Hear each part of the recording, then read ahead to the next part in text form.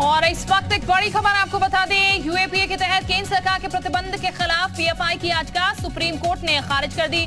Court ने कहा है कि सीधे सुप्रीम कोर्ट आने की बजाय पीएफआई को पहले हाई कोर्ट में याचिका दायर करनी चाहिए थी।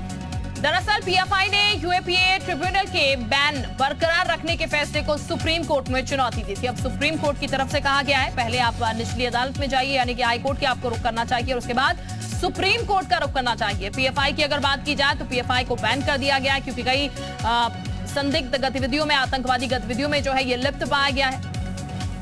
अरविंद इस वक्त हमारे साथ ज्यादा जानकारी के साथ जुड़ चुके हैं। अरविंद, सुप्रीम कोर्ट की तरफ से क्या मेंशन किया गया है पीएफआई को?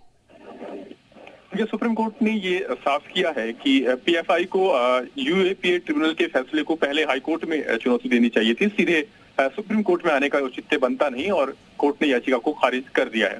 दरअसल पहले केंद्र सरकार की ओर से पीएफआई और उसके से जुड़े जो संगठन है उन पर 5 साल के लिए बैन लगाया गया था।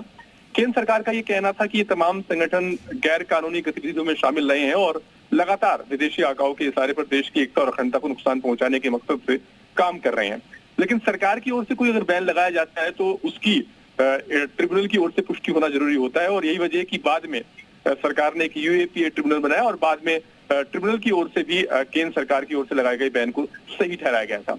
तो इस आदेश को पीएफआई ने सुप्रीम कोर्ट में चुनौती दी थी, लेकिन सुप्रीम कोर्ट ने कहा कि सीधे सुप्रीम कोर्ट में आने का औचित्य नहीं बनता।